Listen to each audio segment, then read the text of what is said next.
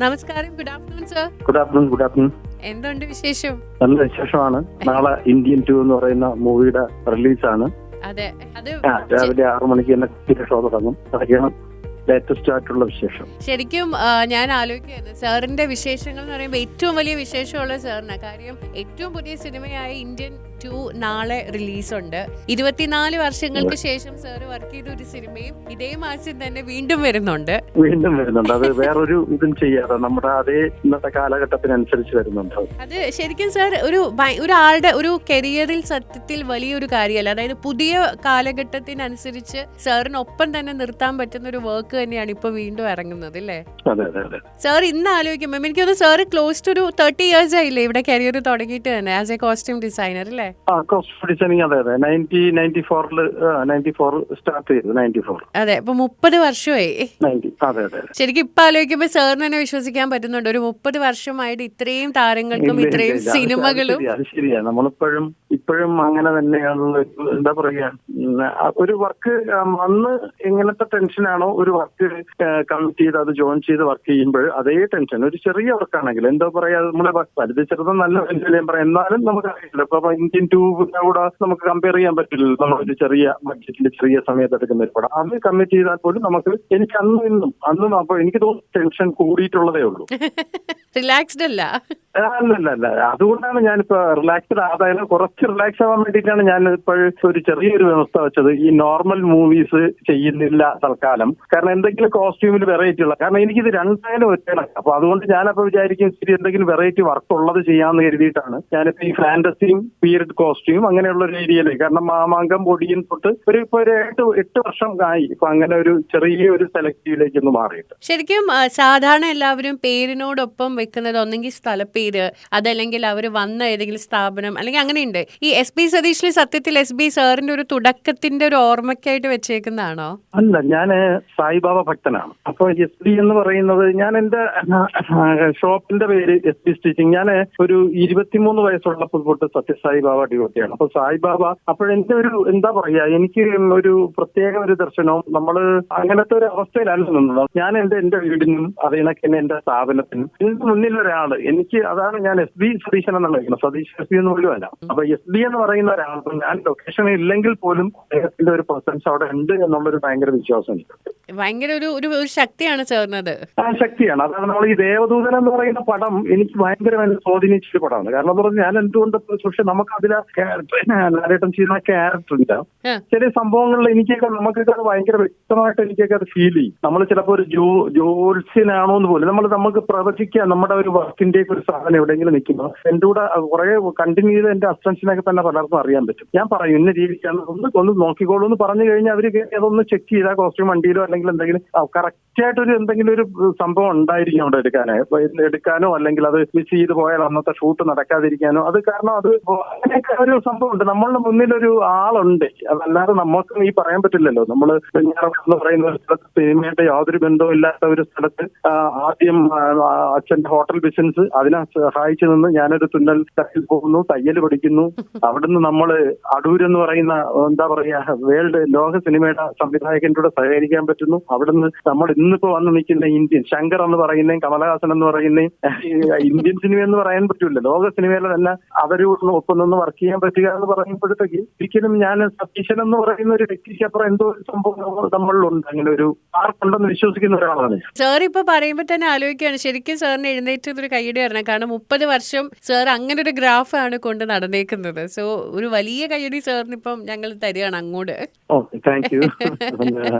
പക്ഷെ സാർ ഈ പറഞ്ഞതുപോലെ ഓരോ സിനിമകൾക്കും ഈ പറഞ്ഞതുപോലെ ഓരോ പ്രത്യേകതകളും. ഇതിന് ചെറിയൊരു പണിയല്ല. പൊതുവെ മറ്റ് ടെക്നിക്കൽ ഡിപ്പാർട്ട്മെന്റിൽ ടെക്നീഷ്യൻസിന് കിട്ടുന്ന റെക്കഗ്നേഷനും കൂടെ ചിലപ്പോൾ ഒരു കോസ്റ്റ്യൂമറിനോ കോസ്റ്റ്യൂം ഡിസൈനറിനോ കിട്ടിയെന്ന് വരത്തില്ല. അല്ല, അത് നമുക്ക് എനിക്ക് അത് ഇവിടെ നമ്മൾ കുറച്ച് കുസ്തി കൂടിയാണ് ഞാൻ ആ പേരുണ്ടാക്കിയെടുത്തത്. കാരണം അതിലൊരു ഒരു പ്രശ്നം ഉണ്ടായിരുന്നതെന്ന് പറയാം, മലയാള സിനിമയിൽ കോസ്റ്റ്യൂം ഡിസൈനർ അല്ല യഥാർത്ഥത്തിൽ ആദ്യം ആർട്ട് ഡയറക്ടർ ആയിരുന്നു പഴയ കാലങ്ങളിലെ കോസ്റ്റ്യൂം ഡിസൈനർ എന്ന് പറഞ്ഞാൽ വടക്കൻ പാട്ടുകളുടെ പഴയ പടങ്ങൾ തൊട്ട് നമ്മൾ അവസാനം വന്ന് നിൽക്കുന്ന വടക്കൻ വീരഗാഥയ്ക്ക് പോലും അതിന്റെ കോസ്റ്റ്യൂം ഡിസൈനിങ്ങിനുള്ള നാഷണൽ അവാർഡ് വാങ്ങിയിരിക്കുന്ന കൃഷ്ണമൂർത്തി എന്ന് പറയുന്ന ആർട്ട് ഡയറക്ടർ.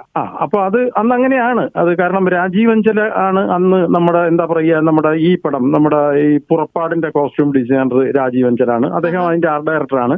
ഞാൻ ഗന്ധർവൻ ഇന്ദ്രൻസ് ആണ് കോസ്റ്റ്യൂം ചെയ്യുന്നത്. പക്ഷെ അവിടെയും അതിന്റെ കിരീടവും അതിന്റെ ഈ ഇങ്ങനെയുള്ള സ്പെഷ്യൽ സാധനങ്ങളൊക്കെ ഒരു ആർട്ട് ഡയറക്ടർ ആയിരിക്കും ഉണ്ടാക്കി കൊടുക്കാൻ. അതിൽ നിന്ന് മാറിയിട്ട് ഒരു കോസ്റ്റ്യൂം ഡിസൈനർ എന്ന് പറയുന്ന ഒരു പോസ്റ്റ് കൊണ്ടുവന്ന മലയാള സിനിമയിൽ അത് ഞാൻ ഗുരു എന്ന് പറയുന്ന മൂവിയിൽ കൂടിയാണ്. പിന്നെ നമ്മൾ ദയ അവിടെ ഇവിടെ ഒന്നും നമുക്ക് ഈ ആർട്ട് ഡയറക്ടർ എന്ന് പറയുന്നത് ആർട്ടിന്റെ പോർഷൻ, അവര് കോസ്റ്റ്യൂമിന്റെ ഫുൾ കാരണം എന്താ പിന്നെ നമുക്കൊരു അതിന്റെ ഒരു എക്സ്പീരിയൻസ് നമുക്ക് ടൈലറിങ്ങിനുപരി എനിക്ക് എന്റെ ഈ ചപ്പല് തൊട്ട് തലയിൽ വയ്ക്കുന്ന കിരീടം സഹിതം എനിക്ക് മേക്ക് ചെയ്ത് ഉണ്ടാക്കിയെടുക്കാൻ അറിയാം. അപ്പൊ നമ്മൾ വന്നിട്ട് അപ്പൊ ഗുരുവിന് അങ്ങനെ ഒരു സംഭവം വന്നു അതിൽ. അപ്പൊ അതുകൊണ്ട് അതിനൊരു അത് എങ്ങനെ കൊടുക്കണമെന്ന് അപ്പൊ രാജീവ് അഞ്ചൽ എന്ന് പറയുന്ന ആർട്ട് ഡയറക്ടർ ആയിരുന്നു. അദ്ദേഹം ഇതിനൊക്കെയുള്ള ചെയ്തുകൊണ്ട് അദ്ദേഹം അതിന്റെ ഒരു മലയാളം ടൈറ്റിൽ തന്നെ അതിനുവേണ്ടി വളരെ രീതിക്ക് കണ്ടുപിടിച്ചിരിക്കുക. വസ്ത്രാലങ്കാരം എന്നല്ല വച്ചേക്കുന്നത്. അതില് വച്ചേക്കുന്ന വാക്കെന്ന് പറയുമ്പം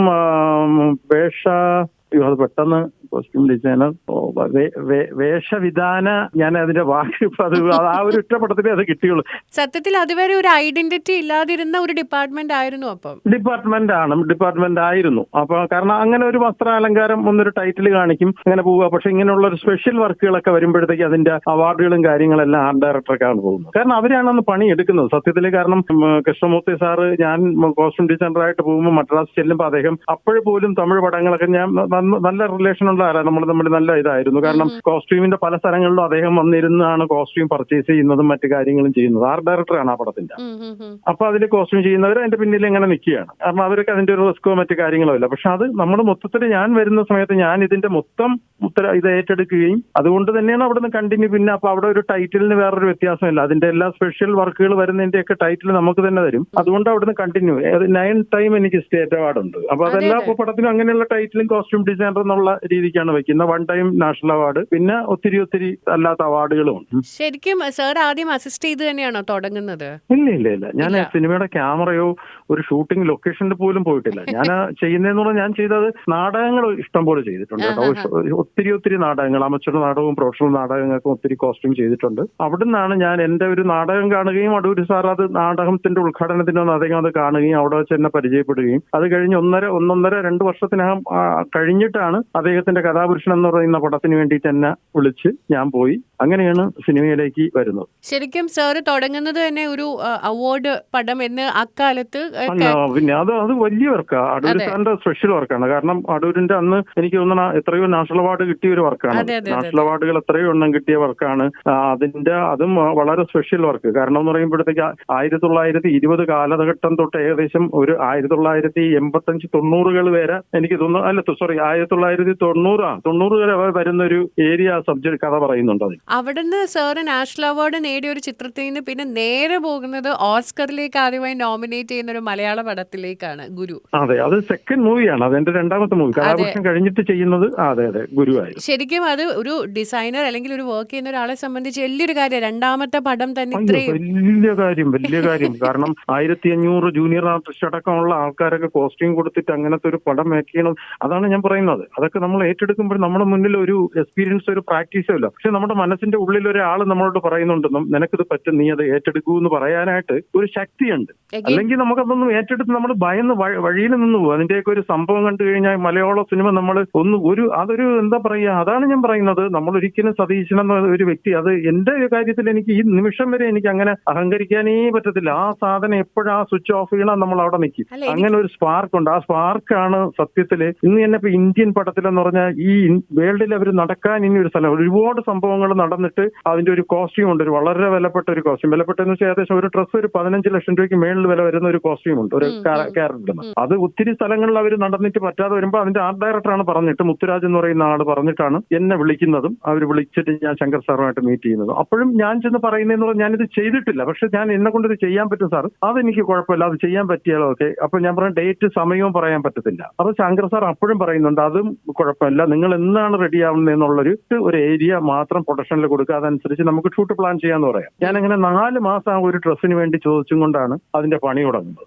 അതിന്റെ വിജയം, അത് റെഡിയായി, അത് കണ്ട് ഓക്കെ തന്ന് അദ്ദേഹം അതിനെ എന്താ പറയാ വളരെ ഇതായിട്ട് കെട്ടിപ്പിടിച്ച് അതിന് ഇത് ചെയ്തതിനു ശേഷമാണ് ആ പടത്തിന്റെ വേറൊരു പോർഷൻ ഇന്ത്യൻ 3 എന്ന് പറയുന്ന, ഇന്ത്യൻ 2 അല്ല, ഇന്ത്യൻ 3 എന്ന് പറയുന്ന ഒരു മഹാസംഭവം എന്ന് പറഞ്ഞാൽ നമ്മളിപ്പോ കണ്ടണക്കൊന്നുമല്ല, പഴയ ബ്രിട്ടീഷും ഒരു 100 വർഷങ്ങൾക്ക് ബാക്കുള്ള ഒരു ഏരിയ കംപ്ലീറ്റ് അദ്ദേഹം എന്നെ ഏൽപ്പിച്ച കമൽ സാറിന്റെയും കാജൽ അഗർവാളിന്റെ അടക്കമുള്ള എല്ലാവരുടെയും കോസ്റ്റ്യൂം. ശരിക്കും സതീഷ് സാർ ഇപ്പൊ പറയുമ്പോൾ ഇന്ത്യൻ 2-ന്റെ ഇത്രയും ടാസ്ക് പറയുമ്പോൾ ഗുരു കാണുന്ന സമയത്ത് ഞാൻ തിരിച്ചങ്ങോട്ട് പോകുന്നത്, കാണുമ്പോൾ ആളുകൾക്ക് വളരെ സിമ്പിൾ എന്ന് തോന്നുകയും ഒരു ഡിസൈനർ എന്ന നിലയിൽ ഏറ്റവും ബുദ്ധിമുട്ടുള്ള കോസ്റ്റ്യൂംസ് അല്ലേ അതിലുള്ളത്? തീർച്ചയായിട്ടും ഒരു പ്രതീക്ഷയും. അത് രാജീവേട്ടന് പോലും, രാജീവേട്ടനാ നമ്മൾ ലാലേട്ടൻ ഇട്ട് വരുന്ന ഒരു കോസ്റ്റ്യൂമാണ് ചെയ്ത് ഞാൻ കാണിച്ചു കൊടുത്ത് അദ്ദേഹം ഓക്കെ പറയുന്നത് ഇതിന്റെ ഡിഫറെന്റ് ആയിട്ടുള്ള സാധനമാണെന്ന്. പക്ഷെ ഞാൻ സേലം എന്ന് പറയുന്ന ഒരു സ്ഥലത്ത് ചെന്നിട്ട് ആ സബ്ജക്ട് മനസ്സിൽ ഇട്ടിട്ട് ഞാൻ അവിടെ ആ ഏരിയകളിൽ അവിടുത്തെ മാർക്കറ്റുകളിലും കാര്യങ്ങളും എന്താ പറയുക, ഈ പുൽപ്പായ ഉണ്ടാക്കുന്ന സ്ഥലത്ത് പോയി അതിനെക്കുറിച്ച് അവര് വരിയണതും പായ ഉണ്ടാക്കുന്നതും നെയ്യുന്നതും ഞാനും എന്റെ 2-3 അസിസ്റ്റൻസും കൂടെ പോയിട്ട് അത് പഠിക്കുകയും അത് പഠിച്ച് എന്ന് പറഞ്ഞാൽ കൈയൊക്കെ പൊട്ടിപ്പോയി. ഞങ്ങൾക്കൊന്നും എക്സ്പീരിയൻസ് ഇല്ല. ഈ മറ്റേ കറിക്കരിയുന്ന മറ്റേ ഫിംഗർ ക്യാപ്പ് ഒക്കെ ഇട്ടിട്ടാണ് അവസാനം നമ്മൾ വർക്ക് ചെയ്തത്.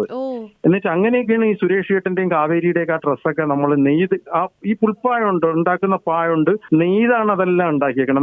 നമ്മൾ വന്നിട്ട് ആണിയടിച്ച് പട്ടിയിൽ വെച്ച് ആണിയടിച്ചിട്ട് ഓരോരുത്തരുടെയും സ്കെച്ച് മെഷർമെന്റിൽ അതിൽ ഓരോന്ന് അങ്ങനെ ചെയ്തുണ്ടാക്കിയെടുത്തത്. അപ്പൊ അതൊക്കെ പിന്നെ രാജീവേട്ടൻ എത്രയോ 2 മാസവും കണ്ട കഴിഞ്ഞിട്ടാണ് ഹംഗറിൽ മറ്റേ മ്യൂസിക്കിന്റെ ഇതിനൊക്കെ പോയിട്ട് പുള്ളി വന്ന് നോക്കുമ്പോൾ പുള്ളി തന്നെ അന്തം വിട്ടുപോയി. കാരണം എന്ന് പറഞ്ഞാൽ ഇതിങ്ങനെ ആയി പോയി. കാരണം അതായിരുന്നു അതിന്റെ ഒരു എന്താ പറയാ, അത് അങ്ങനെയാണ്. അത് ഏത് പടം നമ്മളിപ്പോ അത് ഇങ്ങോട്ട് വന്നു കഴിഞ്ഞാൽ നമ്മൾ ഓരോ സിനിമകളും അങ്ങനെ എടുക്കുമ്പോഴത്തേക്ക് നമ്മള് അങ്ങനെയുള്ള അത്ഭുത ദ്വീപ് എന്ന് പറയുന്ന ഒരു പടം, കോസ്റ്റ്യൂമിന്റെ കാര്യം പറയണേ, അത് നമുക്ക് ഒരു ഭയങ്കര കാരണം നമ്മൾ കുഞ്ഞു ആൾക്കാരാണ്, കുഞ്ഞു മനുഷ്യരെ പടയാളിയും വില്ലനും അതും ഇതുമൊക്കെ ആക്കി മാറ്റണമെങ്കിൽ ആ കോസ്റ്റ്യൂമിന്റെ ഡിസൈനിലും അതിൽ യൂസ് ചെയ്യുന്ന കളേഴ്സിലും നമ്മൾ അതിന്റെ ഡെപ്ത് കൊടുത്തെങ്കിൽ മാത്രമേ ആ ക്യാരക്ടറിനെ പൊക്കി എടുക്കാൻ പറ്റുള്ളൂ. പക്ഷേ സതീഷ് സാർ ഒരു കാര്യം ചോദിച്ചു, ഇപ്പം ഗുരു എന്ന സിനിമ ശരിക്കും എന്തായിരുന്നു സതീഷ് സാറോട് പറയുന്നത്? കാര്യം എന്ന് വെച്ചാൽ എന്തെങ്കിലും ഒരു കാലഘട്ടമോ ഒന്നും റെഫർ ചെയ്യാൻ പറ്റുന്ന ഒരു കാലഘട്ടമല്ല, അതൊരു ഫാന്റസി ആണെന്നാണ് ഞാൻ വിശ്വസിക്കുന്നത്. ആ ഒരു നമ്മൾ കണ്ടതെല്ലാം. അപ്പൊ എന്തായിരിക്കും ഒരു റെഫറൻസിന് വേണ്ടി എന്തായിരുന്നു രാജീവ് അഞ്ചൽ വന്ന്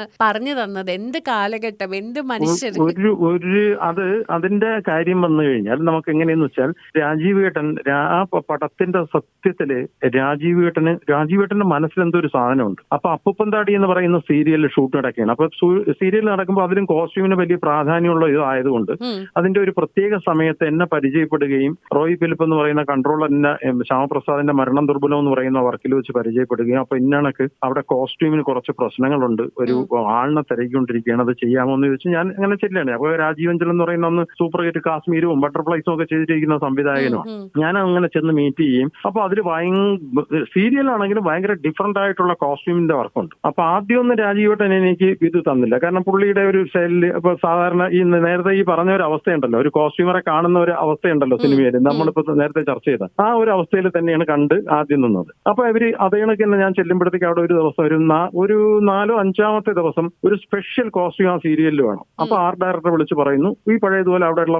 ആർട്ട് ഡയറക്ടറും അവരും ഈ ഡയറക്ടറും ഒക്കെ കൂടെ ഇരുന്ന് ഭയങ്കര പണി എടുക്കുന്നുണ്ട്. അപ്പൊ ഞാൻ വളരെ സിമ്പിൾ ആയിട്ട് ഞാൻ ഇപ്പുറത്തൊക്കെ നോക്കിക്കൊണ്ട് നിൽക്കുക. അപ്പൊ അവർക്ക് വേണ്ടത് ഒരു കുട്ടിച്ചാത്തനെയാണ് വേണ്ടത്, കുട്ടിച്ചാത്തൻ. അപ്പൊ അതിന്റെ ഒരു സാധനം വേണം. അപ്പോഴേ ഇവരൊക്കെ പണിയെടുത്തിട്ടൊക്കെ ഒന്നും പുള്ളിക്ക് അങ്ങോട്ട് തൃപ്തിയാവുന്നില്ല. അപ്പൊ ഞാൻ ചെന്ന് ചോദിച്ചു, ഞാൻ പറഞ്ഞു എനിക്കൊരു 5 മിനിറ്റ് സമയം തന്നാൽ ഞാനിപ്പോ അത് ഞാൻ നോക്കട്ടെ എന്ന് ചോദിച്ചു. അപ്പൊ എന്റെ പുള്ളി പറഞ്ഞു 5 മിനിറ്റ് സമയം എന്താണ് ഇയാൾ ചെയ്യാൻ ഉദ്ദേശിക്കണേ എന്നൊരു വേറൊരു റഫായിട്ട് ഞാൻ പറഞ്ഞു, എനിക്കൊന്ന് ആ കുട്ടിയെയും എന്നെയും എനിക്കൊന്ന് വിട്ടു തന്നാൽ മതിയെന്നു. ഞാനൊരു 5 മിനിറ്റ് കൊണ്ട് തന്നെ എന്റെ ഇതിലിരുന്ന, കാരണം എന്ന് പറഞ്ഞാൽ ഞാൻ ഈ കഥകളിയുടെ കോസ്റ്റ്യൂംസിന്റെയും, കാരണം എന്ന് പറഞ്ഞാൽ എന്റെ വീട്ടിലെ അമ്പലത്തിന്റെ അടുത്ത് കഥകളി കാണുന്നതിനേക്കാളും ഞാൻ നേരത്തെ ഒരു 3 മണിയാകുമ്പോൾ പോയി അവരുടെ മേക്കപ്പും അവരുടെ കുത്തിയുടുപ്പും കാണും.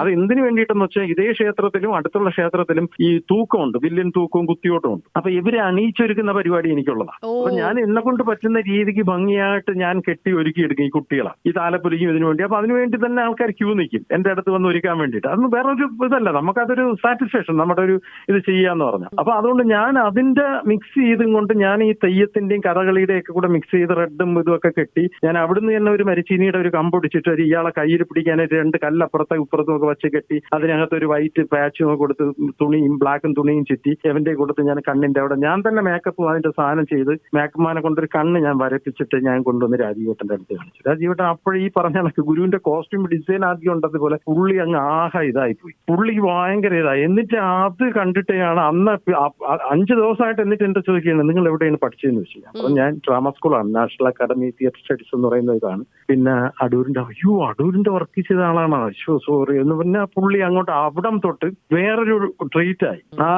അതൊരു സംഭവം വളരെ പെട്ടെന്ന് കാണിച്ചു കൊടുത്തു. അപ്പോൾ നിങ്ങൾ അപാര കലാകാരനാണ്, എനിക്കിത് അറിയില്ല, ഞാനത് ആണ് നമ്മൾ ഇത് ചെയ്തിട്ടില്ല എന്ന് പറഞ്ഞു. അങ്ങനെ പിന്നെയുള്ള സംഭവം എന്ന് പറയുന്നത് ആൾക്കാർ അത്രയും പേരുടെ, ശ്രീലക്ഷ്മി അന്ന് മറ്റേ KK രാജീവൊക്കെയാണ് അതിൽ അഭിനയിക്കുന്നത്. അപ്പോൾ എല്ലാവരുടെയും കോസ്റ്റ്യൂം, അപ്പൊ നിങ്ങൾ അങ്ങനെയാണെന്നുണ്ടെങ്കിൽ ചെയ്താൽ മതി. അപ്പൊ എപ്പോഴും ഇവരെയാണ് സെലക്ട് ചെയ്യുന്നത്. അപ്പൊ എന്ററാണ് പിന്നെ അങ്ങോട്ട് കോമ്പിനേഷനും കാര്യവും ആ ഏരിയ കംപ്ലീറ്റ് എന്നെ ഏൽപ്പിച്ചു. അപ്പൊ അസിസ്റ്റന്റ് ഡയറക്ടറെ വിളിച്ചിട്ട് പറഞ്ഞു, പുള്ളി എന്നെ അതിന്റെ കോമ്പിനേഷൻ ഇനി ഡ്രസ് കൊടുക്കുന്നത് നോക്കി ചെയ്തോളൂ എന്നും പറഞ്ഞു. അപ്പൊ അതൊക്കെ ഒരു വലിയ അംഗീകാരം. അവിടെ നിന്ന് ഇങ്ങനെ പൊയ്ക്കൊണ്ടിരിക്കുമ്പോഴാണ് ഒരു ദിവസം കാവേരി അതിൽ ആക്ട് ചെയ്യുന്നുണ്ട്, ആ സീരിയലിൽ ആക്ട് ചെയ്യുന്നുണ്ട്, നടി കാവേരി. അങ്ങനെയാണ് പറഞ്ഞത്, ഗുരു എന്ന് പറയുന്ന ഒരു പടം ഞാൻ ചെയ്യുന്നുണ്ട്. അപ്പൊ നമുക്ക് കാവേരി ആദ്യം ഒരു ലുക്ക് ടെസ്റ്റ് ചെയ്യണം, അതിന് വേണ്ടിയിട്ട് എന്തെങ്കിലും ഒരു കോസ്റ്റ്യൂം ഒന്നും ഉണ്ടാക്കണമെന്നുണ്ട്. അപ്പൊ ഞങ്ങളിൽ കുറെ വൈറ്റ് ക്ലോത്ത് മാത്രമുണ്ട് ഈ ക്യാപ്റ്റൻ രാജുവിന് യൂസ് ചെയ്ത് അപ്പൂപ്പൻ താടി. അപ്പോൾ ഞാൻ പറഞ്ഞു, എന്നിട്ട് എന്റെ കൊണ്ടുപോയിട്ട് ഇത് വേണ്ടുന്ന ഒരു ടോൺ എന്ന് പറഞ്ഞാൽ ഒരു ദിവസം എന്നെ വിളിച്ചിട്ട് ഒരു കാറിൽ കയറ്റിയിട്ട് അവിടെ ഒരു ലൊക്കേഷനിൽ തിരുവല്ല അടുത്തൊരു സ്ഥലമാണ്, മണ്ണ് ഈ നമ്മളെന്താ ഈ വെട്ടുകല്ലെടുത്തിട്ടുള്ള ഒരു സ്ഥലമുണ്ട്, അവിടെ കൊണ്ട് കാണിച്ചിട്ട് ഇതായിരിക്കണം എന്റെ ഈ പടത്തിന്റെ ടോൺ ഫുൾ ഇങ്ങനെ ആയിരിക്കും. അപ്പൊ ഞാൻ പറഞ്ഞു, ജസ്റ്റ് എനിക്കൊന്ന് ആ കഥ അയ്യോ കഥ ഇപ്പൊ പറയാൻ പറ്റില്ല, അതിനെ കുറിച്ച് ഒന്നും ആയിട്ടില്ല. ഞാൻ പറഞ്ഞു എന്തെങ്കിലും ഒരു ചെറിയ രീതി. അങ്ങനെ പുള്ളി എന്റെ 1 മിനിറ്റ് ഇന്നാണ് കാഴ്ചയില്ലാത്തവരായിരിക്കും. അപ്പൊ അവർക്ക് അവരുടെ തുണികളിൽ കളർ ഉണ്ടാവരുത്. അപ്പൊ അവരുടെ കാഴ്ച എന്ന് പറഞ്ഞാൽ ഈ മണ്ണിന്റെയും ഇതുമായിരിക്കും. അങ്ങനെ ആ ഒരു സാധനം തന്നു. ആ സാധനം തന്നിട്ട് ഞാൻ എന്ത് ചെയ്തെന്ന് വെച്ചാൽ, ഞാൻ എന്റെ മനസ്സിൽ, കാരണം ഞാൻ ഒത്തിരി ഗ്രീക്ക് ആന്റിഗണി, ഈഡിപ്പസ്, 1001 രാവുകളിൽ ഈ നമ്മുടെ ദയൊക്കെ ചെയ്തത് തന്നെ ഞാൻ അതിന് മുമ്പേ നാടകം ചെയ്തിട്ടുണ്ട്. അത് നമ്മുടെ നാടകത്തിന്റെ നമ്മളൊരു കോസ്റ്റ്യൂമിന്റെ ഒക്കെ ഒരു ടോൺ, ഒരു സ്പെഷ്യൽ രീതിയാണ് അന്ന് ചെയ്യുന്നത്. അതുകൊണ്ടാണ് അടൂർ സാർ അത് കാണുകയും കഥാകൃഷ്ണൻ സിനിമയിൽ. അപ്പൊ അതുകൊണ്ട് ഞാൻ എന്റെ ഒരു രീതി അനുസരിച്ചിട്ട് എനിക്കൊരു ഞാനൊരു ഗ്രീക്കിന്റെ ടച്ച് കൊടുത്തുകൊണ്ടാണ് ഈ കാവേരി എന്ന് ഫസ്റ്റിൽ ഇത് ചെയ്തത്. അതിന്റെ ഫോട്ടോയും മറ്റു കാര്യമൊക്കെ എടുത്തിട്ട് അന്ന് രാത്രി തന്നെ ഇത് ഫോട്ടോയൊക്കെ പ്രിന്റ് ചെയ്തിട്ട് പുള്ളി എന്നെ വിളിക്കുന്നു, ഹോട്ടലിൽ ആളിനെ വിട്ടിട്ട് അത് കാണാനായിട്ട്. നന്നായിട്ടുണ്ടെന്നൊക്കെ എന്റെ പറഞ്ഞു. എന്നിട്ട് അന്ന് എന്റെ പറഞ്ഞു, എന്റെ കൂടെ അന്ന് ആ ഇതിൽ വർക്ക് ചെയ്യണം. ആ പടം ചെയ്യുന്ന കോസ്റ്റ്യൂം ഡിസൈനർ ഒന്ന് സച്ചിൻ രാഘവൻ, അന്ന് കാലാപാനിയൊക്കെ ചെയ്തിരിക്കുന്ന സച്ചിൻ രാഘവൻ, സതീഷ് എന്റെ കൂടെ അസിസ്റ്റന്റ് ഡയറക്ടറായിട്ട് കോസ്റ്റ്യൂമിന്റെ ഇൻചാർജ് ആയിട്ട് നിൽക്കണമെന്ന് പറഞ്ഞു. ഞാൻ പറഞ്ഞു തീർച്ചയായിട്ടും നിൽക്കാം.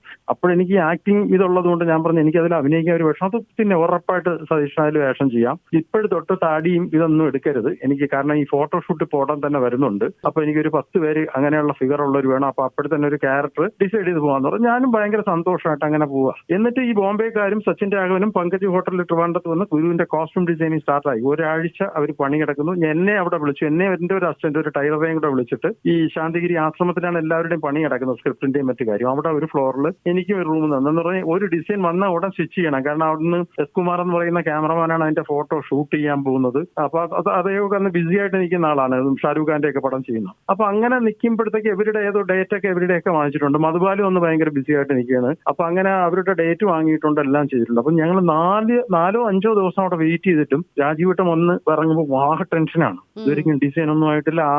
അങ്ങോട്ടും ഇങ്ങോട്ടും പുള്ളി കിടന്നോടെ ബാക്കി എല്ലാം റെഡി, ആർട്ടിന്റെ പ്രോപ്പർട്ടി ഇത്. അപ്പൊ അപ്പോഴാണ് എന്നോട് വിളിച്ചിട്ട് ഞാനാണ് അങ്ങോട്ട് നേരത്തെ ഈ സംഭവം പോലെ ഞാനൊരെണ്ണം ചെയ്തോട്ടെ എന്ന്, ഞാനൊരെണ്ണം ചെയ്യട്ടാന്ന്. അപ്പം ഇത് പറഞ്ഞെങ്കിൽ സതീഷ് ഒന്ന് സ്കെച്ച് ചെയ്യാൻ പറഞ്ഞു. ഞാൻ പറഞ്ഞു എനിക്ക് സ്കെച്ച് ചെയ്യാനൊക്കെ പറ്റത്തില്ല, ഞാൻ അതിന്റെ മിനിയേച്ചർ ഞാൻ ഉണ്ടാക്കാം. അപ്പൊ അതിനെന്താ വേണ്ട, ഞാൻ പറഞ്ഞു ക്ലോത്ത് എടുക്കണം. അപ്പൊ അങ്ങനെയാണ് പുള്ളി എന്റെ കൂടെ ഈ ക്ലോത്ത് എടുക്കാനായിട്ട് പുള്ളി തന്നെ വന്നു. കൂടെ പുള്ളിയുടെ ഒരു സെൻ കാറുണ്ട്, അതിൽ ഞാൻ പോയി ഒരു കടയിൽ കയറി, ഒരു വലിയൊരു കടയിൽ കയറിയിട്ട് എനിക്ക് അവിടെ നിന്ന് ഒരൊറ്റ ക്ലോത്ത്, നമുക്കൊരു 8-10 എടുക്കണം, ഒരൊറ്റ ക്ലോത്തേ കിട്ടുകയുള്ളൂ. അപ്പോഴും തന്നെ പുള്ളി ഇവിടെ ആ ക്ലോത്ത് കണ്ടപ്പോ തന്നെ പുള്ളി പറഞ്ഞു ഇതാണ് അതിന്റെ ഇത്. അപ്പൊ ഒരു 2 എടുത്തിട്ട് മോൻ സിദ്ധാരയും കണ്ട കാണണമെന്ന് പറഞ്ഞിട്ട് പുള്ളി പറഞ്ഞു, സതീഷ് ഈ ക്ലോത്ത് ഒക്കെ എനിക്ക് ഓക്കെയാണ്, ഇത് തന്നെയാണ് അതിന്റെ കാര്യം എന്ന് പറഞ്ഞിട്ട് പുള്ളി അങ്ങ് പോവുകയും ഞാൻ അവിടുന്ന് പല കടകൾ കയറി ഇറങ്ങി ക്ലോത്ത് എടുത്തിട്ട് ഇവിടെ വന്നിട്ട് പുള്ളി വരുമ്പോഴത്തേക്ക് ഞാൻ അതിന്റെ വേറൊരു ടോണാക്കിയിട്ട്, ടോൺ എന്ന് വെച്ചാൽ നമ്മൾ അന്ന് എന്റെ പുള്ളി പറഞ്ഞ ആ വാക്ക്, പക്ഷെ പുള്ളി അതേണൊക്കെ യൂസ് ചെയ്യുമെന്ന് വിചാരിച്ചു. പക്ഷെ രാജീവേട്ടൻ വന്ന് ഉച്ച സമയം ഇറങ്ങി നോക്കുമ്പോഴത്തേക്ക് കാണുന്നതെന്ന് പറഞ്ഞാൽ ഇതിന്റെ ടോൺ. അപ്പോഴും രാജീവേട്ടൻ പറഞ്ഞു ഇത് എന്താണ് ഇത് ഇങ്ങനെ. ഞാൻ പറഞ്ഞു അത്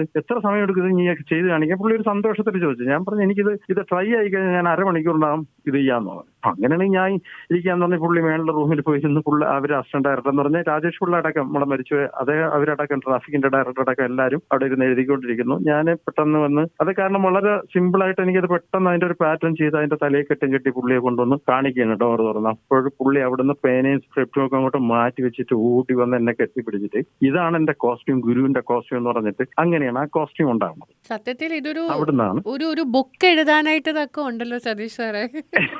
ഭയങ്കര അല്ലല്ല, അതൊക്കെ സത്യത്തിൽ അതാണ് ഞാൻ പറഞ്ഞത്. അങ്ങനെ ഉണ്ടായ കോസ്റ്റ്യൂമാണ്. എന്നിട്ട് എൻ്റെ അപ്പോഴെ തന്നെ പുള്ളി എന്താ പറഞ്ഞത്, പുള്ളി ഈ ആശ്രമത്തിലേക്ക് വിശ്വാസിക്കൊണ്ട് സതീഷ് പ്രാർത്ഥിക്കും, സതീഷ് ഇത് എന്റെ ജീവിതത്തിൽ ഇത് എനിക്ക് അപ്പൊ അങ്ങ് പുള്ളി അത് അങ്ങ് വളരെ ഇതായിട്ട് ഇമോഷണലായിട്ട് പറയും. എനിക്കാണെങ്കിൽ സന്തോഷം കൊണ്ട് എന്റെ കണ്ണീന്നൊക്കെ ഇങ്ങനെ വെള്ളം വരിക. അത് ഇങ്ങനെ പിടിച്ചിട്ട് ഇത് എനിക്ക് ആരെ കൊണ്ട് ഇത് ഇതുവരെയൊക്കെ ചെയ്യാൻ പറ്റിയിട്ടില്ല, ഇതെങ്ങനെ പേനയിൽ വരണം, ഇതാണ് എന്റെ കോസ്റ്റ്യൂം. എന്നിട്ട് പറഞ്ഞു ഇതിൽ കുറച്ച് കാര്യങ്ങൾ ചെയ്യാണ്ടെന്ന് പറഞ്ഞ് പുള്ളി താഴെ ഇറങ്ങി വന്നിട്ട് പിന്നെ ഞാൻ എന്റെ അസിസ്റ്റന്റിനെ ആ കോസ്റ്റ്യൂം എടുത്തിട്ട് ഞാനാണ് ഇട്ട് കയറുന്നത്. ഈ കോസ്റ്റ്യൂം മോഹൻലാലിന്റെ ഫസ്റ്റ് കോസ്റ്റ്യൂം ഞാൻ തന്നെ ഇട്ടിട്ടാണ് പുള്ളിയുടെ മുമ്പ് ചെല്ലുന്നത്. എന്നിട്ടാണ് അത് കണ്ടിട്ട് ഞാൻ എന്റെ വേറൊരാളിനെ എന്റെ അസിസ്റ്റന്റിനെ ആ കോസ്റ്റ്യൂം ഇട്ടിട്ട് കംപ്ലീറ്റ് അതിന്റെ കെട്ടും അതിന്റെ കുറച്ച് സാധനങ്ങളൊക്കെ ഒന്ന് മാറ്റി അതിന്റെ സാധനങ്ങളാക്കി കവർ ചെയ്യണം, ഇന്ന രീതിക്ക് വരണമെന്നുള്ള രീതിയൊക്കെ ആക്കി മാറ്റി. എന്നിട്ട് പുള്ളി പറഞ്ഞു ഇന്നും നമുക്ക് ഇത് മതി, നാളെ വന്നിട്ട് ബാക്കി 10 പേരത് ഡിഫറെന്റ് ആയിട്ട് ചെയ്യണമെന്ന് പറഞ്ഞു. അങ്ങനെ പറഞ്ഞപ്പോഴാണ് പറഞ്ഞത് ഞാൻ അങ്ങനെ ചെയ്താൽ ഈ വർക്ക് എനിക്ക് ചെയ്യാമോ എന്ന് ഞാനങ്ങ് ചോദിക്കുക.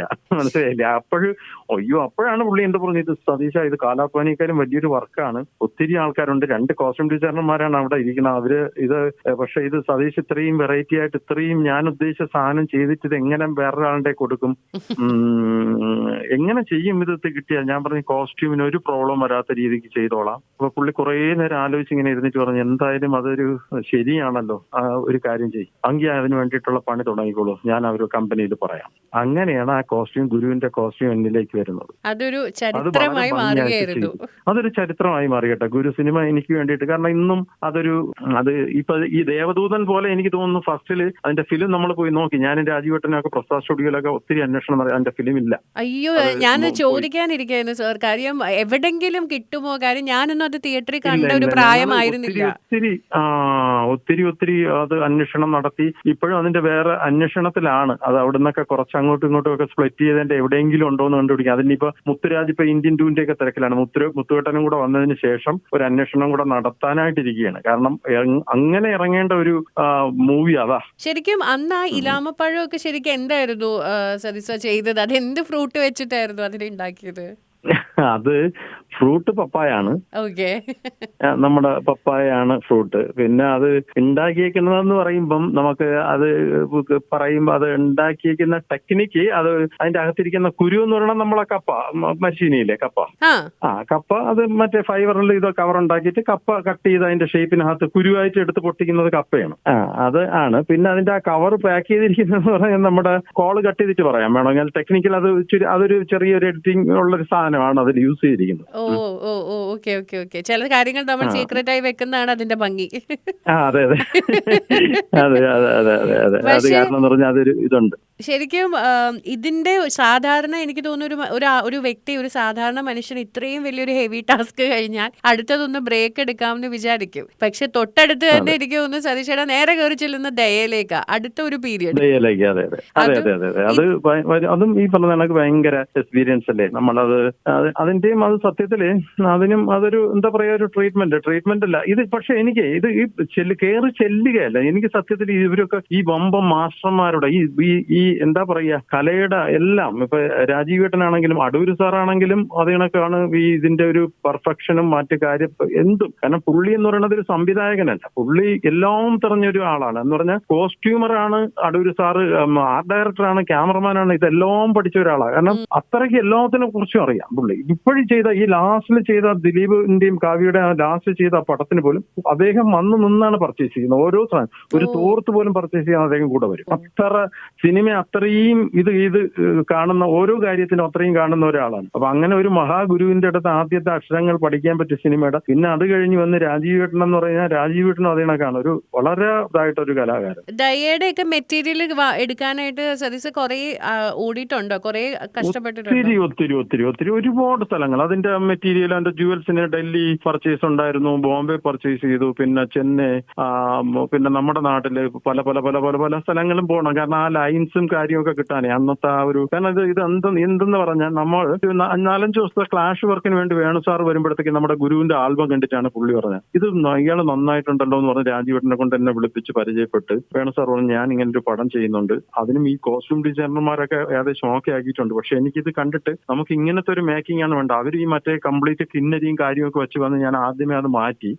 അപ്പോൾ എനിക്കൊന്ന് ചെയ്ത് ഞാനൊന്ന് സ്കെച്ച് ചെയ്ത് തരുമെന്ന് വെച്ചാൽ അപ്പോഴും ഞാൻ പുള്ളിയോട് പറഞ്ഞു ഞാൻ സ്കെച്ചിങ് അല്ല, അപ്പോൾ രാജീവേട്ടനും പറഞ്ഞു അയാൾ സ്കെച്ച് അല്ല, അയാൾ മിനിയേച്ചർ സാധനം. അപ്പൊ പുള്ളി പറഞ്ഞു എനിക്ക് ഏറ്റവും ഇഷ്ടം അതാണ്, അങ്ങനെയാണെന്ന് ഉണ്ടാക്കി ഒരു 2-3 പേരുടെ ക്യാരക്ടറിന്റെ ഇട്ടിട്ട് ഞാൻ ക്യാമറയായിട്ട് വരാൻ ഫോട്ടോ എടുക്കാന്ന് പറഞ്ഞു. അപ്പൊ ഞാൻ ട്രിവാൻഡ്രത്ത് ഒരു ലോഡ്ജിൽ ഇരുന്നിട്ട് വർക്ക് ചെയ്തെന്ന് വെച്ചാൽ ഞാൻ എന്തെന്ന് വെച്ചാൽ അപ്പൊ പുള്ളി എന്താ പറഞ്ഞു നമ്മുടെ ഈ സങ്കല്പം, കാരണം നമ്മൾ അന്ന് വരെ കണ്ടിട്ടുള്ള ഈ എന്താ പറയാ അലാവുദ്ദീൻ അത്ഭുത വിളക്കും ഇങ്ങനെയൊക്കെയുള്ള സാധനം എല്ലാവരുടെയും മനസ്സിൽ ഈ ബേസ് കോട്ട് മറ്റേ കിന്നരി വെച്ച തൊപ്പി മറ്റേത്. പക്ഷെ നമ്മൾ റെഫറൻസുകളും റിസർച്ചുകളും നമ്മൾ അങ്ങോട്ട് പോയി കഴിഞ്ഞാൽ അങ്ങനത്തെ ഒരു സാധനമല്ല അറേബ്യൻ സബ്ജക്റ്റുകളിൽ യൂസ് ചെയ്തിരിക്കുന്നത്.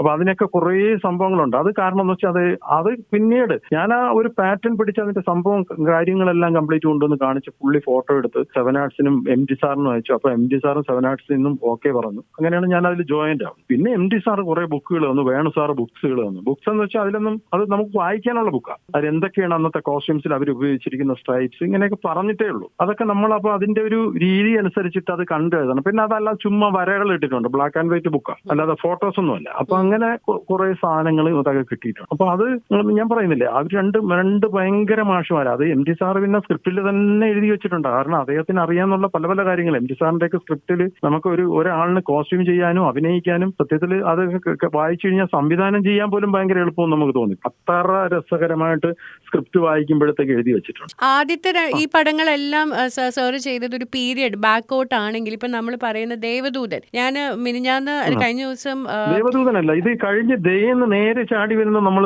ഇതിലേക്കാണ് അല്ലല്ല സമ്മർ ഇൻ ബെത്ലഹേം. ശരിയാണ്, സമ്മർ ഇൻ ബെത്ലഹേം ഈ പറഞ്ഞ പോലെ വളരെ ട്രെൻഡിയാണ്. അതില് മഞ്ജു വാര്യരുടെ ഒക്കെ കോസ്റ്റ്യൂം ഇപ്പോഴും സത്യം പറഞ്ഞ അല്ലെങ്കിൽ ചൂളമടിച്ചതിലൊക്കെ എനിക്ക് തോന്നുന്നു ആ ഒരു ക്യാപ്പും ഇതൊക്കെ ഇപ്പോഴും ട്രെൻഡാണ്. അതെന്തെന്ന് വെച്ചാൽ അതിന്റെ ഒരു കാര്യം വരുന്നത് അത് ആ പടമൊന്നല്ല.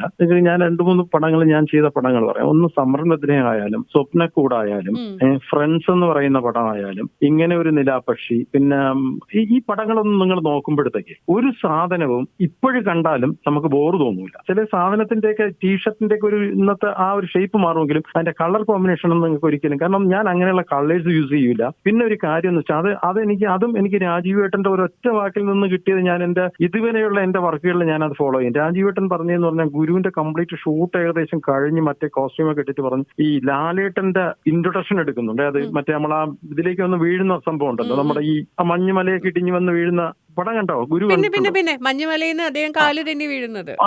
അപ്പോൾ പറഞ്ഞ ഏറ്റവും വലിയൊരു പണി എന്ന് പറഞ്ഞ സതീഷ ആ ഒരു കോസ്റ്റ്യൂം ഉണ്ടാക്കുന്നതാണ് ലാലിന്റെ. അപ്പോഴേ ഞാൻ അങ്ങനെ ഇത് ചെയ്ത് അപ്പോൾ ലാലേട്ടൻ എന്റെ രാജീവേട്ടൻ പറഞ്ഞ കാര്യം എന്ന് വെച്ചാൽ അത് ഒരു കാലത്തിന്റെയും ഫാഷൻ ആവരുത്, ഒരു കാലത്തിന്റെ കളർ ആവരുത്, അതിലൊരു ബട്ടൺ പോലും അങ്ങനെ തോന്നിക്കരുത്, വയ്ക്കരുത്. അത് നമ്മളൊരു കലാകാരന്മാർ ശ്രദ്ധിക്കേണ്ട കാര്യമാണ്. അങ്ങനെയുള്ള ഒരു ക്യാരക്ടറിനെ ചെയ്യാൻ പറഞ്ഞു. അങ്ങനെയാണ് അതിന്റെ ആ കളർ, അതിന്റെ ആ ഒരു എന്താ പറയുക, ഒരു ചെങ്കൽ കളറിന്റെ ഒരു ഷോള്, ഒരു ഗ്രേ കളർ ഷർട്ട്, ഒരു എലിഫന്റ് ബ്ലാക്ക് എന്ന് പറഞ്ഞാൽ ഗ്രേയിൽ മിക്സ് ചെയ്ത് വരുന്ന ബ്ലാക്ക് ജീൻസും, ആ മൊത്തം അതിന്റെ ഒരു കോമ്പിനേഷൻ എന്ന് പറഞ്ഞാൽ അങ്ങനെയാണ് എടുത്തിരിക്കുന്നത്. ഞാൻ അതാണ് സതീഷ് സാറിനോട് ചോദിക്കാൻ പറ്റും. കാര്യം രഘുനാഥ് പലേരി സാർ പറയുന്നത് പോലെ അത് കേട്ടിരുന്നു ഞാൻ. അതായത് 24 വർഷം കഴിഞ്ഞിട്ടും ദേവദൂതനാണെങ്കിലും ഈവൻ സമ്മർ ഇൻ ബെത്ലഹേം ആണെങ്കിലും ഈ കാലഘട്ടത്തിൽ ഷൂട്ട് ചെയ്ത പോലത്തെ കോസ്റ്റ്യൂംസ് ആണ് അതിലിരിക്കുന്നത്. അങ്ങനെ ഒരു കാലത്തിന് ഇത്രയും ഗ്യാപ്പിലും അത് അങ്ങനെ ട്രെൻഡ് ആയി നിൽക്കാനായിട്ട് സതീഷ് നമുക്ക് ഈ പറഞ്ഞ പീരിയഡിന് റിസർച്ച് ചെയ്യാം, ഇതിന് റിസർച്ച് ചെയ്യാൻ പറ്റത്തില്ല. പക്ഷെ എങ്കിൽ പോലും സാർ അത് എങ്ങനെയായിരുന്നു, എവിടെ നിന്നായിരുന്നു ഇതൊക്കെ പോയി ഷോപ്പ് ചെയ്യുന്നത്? സ്പെഷ്യലി ദേവദൂതനിലൊക്കെ ആ ഊട്ടി അല്ലെങ്കിൽ അവിടുത്തെ കുട്ടികളൊക്കെ ഇട്ടേക്കുന്ന ഡ്രസ്സുകളെല്ലാം ഇന്നും നമ്മളൊക്കെ ഇടുന്നതൊക്കെ തന്നെയാണ് അവരും ട്രെൻഡി ആയിട്ട് ഇട്ടേക്കുന്നത്.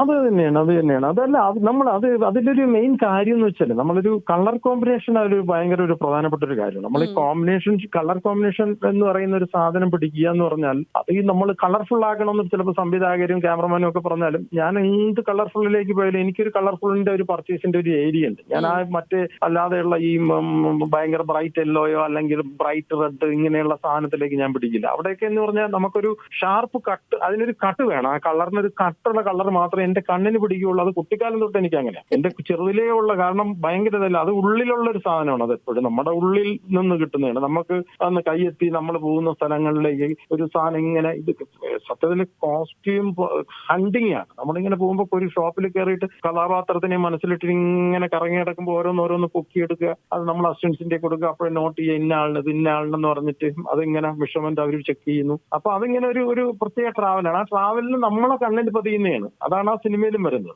അപ്പൊ അതിൽ ഭയങ്കര എന്താ പറയുക, അങ്ങനെയുള്ളൊരു അന്നത്തെ കാലഘട്ടത്തിന്റെയും തോന്നിക്കുന്ന സാധനം നമ്മളങ്ങ് അവോയ്ഡ് ചെയ്ത് കളയും, അത് എടുക്കൂല. അപ്പൊ ഒരു കോമൺ ആയിട്ട് വരുന്ന ഒരു പാറ്റേണും കാര്യങ്ങളും ആയിരിക്കും നമ്മൾ എടുക്കുന്നത്. അതാണ് അതിന്റെ ഒരു, അതിപ്പോ ഈ ദേവദൂതൻ കണ്ട കണ്ടാലും ഇത് കണ്ടാലും നമ്മുടെ എന്താ പറയാ എന്തിനീ ഫ്രണ്ട്സ് ലേറ്റസ്റ്റ് നമ്മൾ ചെയ്യുമ്പോൾ നമ്മൾ ഫ്രണ്ട്സ് ചെയ്തിട്ടുണ്ട്. അതേ കണക്ക് തന്നെ നമ്മൾ പുതിയ പടങ്ങൾ എടുക്കുമ്പോൾ സീനിയേഴ്സ് എന്നൊക്കെ പറഞ്ഞൊരു പടം ചെയ്തിട്ടുണ്ട്. അതിൽ ഈ ജയറാം ചേട്ടനെയും മനോജ് കെജനെയൊക്കെ അങ്ങനെ ആക്കാനൊക്കെ എന്ത് പണിയായിരുന്നു അറിയാം. വൈശാഖിന്റെ അല്ലല്ല അതൊക്കെ ഒരു അതേപോലെ തന്നെ നമ്മൾ ഇവരുടെ പടം ഇൻഹരിയർ എന്നാറില്ലേ അതിന്റെ സെക്കൻഡ് അതൊക്കെ നമ്മൾ ആ ഒരു ഇതിലേക്ക് കൊണ്ടുവരണം. അവരെ ഇന്നത്തെ അവസ്ഥ അവരെ ഷേപ്പും ഒക്കെ മാറ്റി അവിടേക്ക് അപ്പൊ നമ്മള് അതിന്റെ കളറുകളും കാര്യങ്ങളും ഒക്കെ പിടിക്കുന്നതും അതിന്റെ പാറ്റേൺ പിടിക്കുന്നതും ഒക്കെ നമ്മൾ ഈ കണ്ടുകൊണ്ടിരിക്കുന്നത് കണക്ക് എളുപ്പമല്ല. അത് പെട്ടെന്ന് അത് ചീറ്റി പോകാന്നുള്ള സാധനമാണ്. നമ്മളെന്തെങ്കിലും ഒരു ഡിസൈനിൽ ഒരു പാറ്റേണിലൊക്കെ ഒരു വ്യത്യാസം വന്നു കഴിഞ്ഞാൽ അവരുടെ ഏജ് അടിക്കും, മൊത്ത കാര്യങ്ങൾ അവരുടെ ബോഡിയുടെ ഷേപ്പ് മാറി വരും. അപ്പൊ അതൊക്കെ നല്ല പണിയുള്ളതാണ് ഒരു കോസ്റ്റ്യൂം ഡിസൈനറായിട്ട്. അതാണ് ഞാൻ പറഞ്ഞത്, ഒരു ചെറിയ കാര്യം ചെയ്യുമ്പോഴും എനിക്ക് ഇന്നും ടെൻഷൻ കൂടുതലാണ്, അന്നത്തെക്കാളും കൂടുതലായി ഇപ്പോഴും ടെൻഷൻ. ഞാൻ ഒരു കാര്യം സതീശനോട് ചോദിച്ചോട്ടെ, അത് തന്നെയാണോ അതിന്റെ റെഫറൻസ് എന്ന് എനിക്കറിയില്ല. പക്ഷെ ഇപ്പൊ ദേവദൂതനില് മഹേശ്വർ ഇട്ട് നടന്ന ഒരു പ്രത്യേകതരം കോസ്റ്റ്യൂം ഉണ്ട്. ഏകദേശം അതേ ഒരു റെഫറൻസ് തന്നെയായിരുന്നു ലാലേട്ടന്റെ ഓപ്പണിംഗിൽ എന്തൊരു അതിന്റെ സോങ്ങിലും ലാലേട്ടന്റെ കോസ്റ്റ്യൂം. കാരണം എവിടെയോ മഹേശ്വറിന്റെ എന്തോ ഒന്ന് ലാലേട്ടന്റെ ഉള്ളിൽ അപ്പോഴും ഉണ്ട്. അല്ലല്ല അത് അങ്ങനെ തന്നെയാണ്. അത് ഉണ്ടല്ലോ. അതല്ലാതെ തന്നെ അത് കാരണം എന്ന് പറഞ്ഞാൽ അത് മഹേശ്വറിന്റെ ആ ഒരു സംഭവത്തിന് അത് എന്തായാലും അത് വേണമല്ലോ. അതുകൊണ്ട് തന്നെ ആയിരിക്കും ഏകദേശം ഒരു സിമിലാരിറ്റിയോ ഒരു ടോണോ എന്തോ സിമിലർ കൊടുത്തിരുന്നത്. വന്നിട്ടുണ്ട് അത് അല്ലല്ല അത് നമ്മള് ഇത് പറയുന്നുണ്ടെങ്കിലും ആ മഹേഷ് അദ്ദേഹത്തിന്റെ പ്രസൻസും അദ്ദേഹത്തിന്റെ ട്രാവലും ഇതിൽ ഈ ഇദ്ദേഹത്തിലേക്ക് ഉണ്ടല്ലോ. അപ്പൊ അത് അങ്ങനെ അവിടെ അതങ്ങനെ ഒരു സംഭവം അത് ആദ്യത്തെ ആ ഒരു ഇതിൽ തന്നെ അതങ്ങനെ കൊടുത്തിരിക്കുകയാണ്. കാരണം കൊടുത്തിരിക്കുന്നതെന്ന് പറഞ്ഞാൽ അത് നമുക്ക് കേട്ട് പരിചയമുള്ള ഒരു സോങ്ങിന് തന്നെ അതൊരു ഡിഫറെന്റ് രീതിക്ക് അതിന്റെ മ്യൂസിക്കും ബാക്കിയുള്ള രീതിയും ചെയ്ത് അവര് ആ ഒരു രീതിക്ക് ആക്കിയിട്ടുണ്ട്. അപ്പൊ അത് ആ സാധനം തന്നെയാണ്, അത് പറഞ്ഞിട്ട് തന്നെയാണ് അന്ന് അത് മനഃപൂർവ്വം അതങ്ങനെ ആ ഒരു ഇതിൽ വന്നിട്ട് കൊടുത്ത കോസ്റ്റ്യൂം തന്നെയാണ്. ആ ഒരു കോസ്റ്റ്യൂം അതിന്റെ ഒരു ഇൻസ്പിറേഷൻ അത് അവിടെ മാത്രമല്ല കേട്ടോ, അതിൽ ലാലേട്ടന്റെ ഒത്തിരി സ്ഥലങ്ങളിൽ ആ മ്യൂസിക്കുമായിട്ട് ബന്ധപ്പെട്ട് വരുന്ന ആ സോങ്ങിലും ഒക്കെ അത് ട്രാവൽ ചെയ്യുന്നുണ്ടോ. ഓ അത് ശരി. ആ ബീച്ചിലൊക്കെ വരുന്നതും മറ്റേ ആ പിയാനോ ഒക്കെ വെച്ചിട്ടൊക്കെ നിൽക്കുമ്പോൾ ഒക്കെ അങ്ങനെ ആ ടൈപ്പ് സാധനമല്ലോ കൊടുത്തത്. അതെ ലാലേട്ടന്റെ ആ പാട്ടിൽ ഉടനീളം ഒരു മഹേശ്വരന്റെ റിഫ്ലക്ഷൻ നമുക്ക് കാണാൻ പറ്റുന്നുണ്ട്. മഹേശ്വരനെ സാർ ഏതെങ്കിലും പുസ്തകത്തിൽ നിന്ന് അടർത്തിയെടുത്തതാണോ? നമ്മൾ വായിച്ച ഏതൊക്കെയോ കഥാ ബുക്കുകളിൽ ഒരു പുസ്തകത്തിലും അടർത്തിയെടുക്കില്ല. ഇതെല്ലാം കഥ കേൾക്കുമ്പോൾ തന്നെ അത് കഥ പറയുമ്പോഴത്തേക്ക് അതിന്റെ ഫ്രണ്ടിൽ നമ്മളിപ്പോ അത് ഇന്നത്തെ പോലെ അല്ല.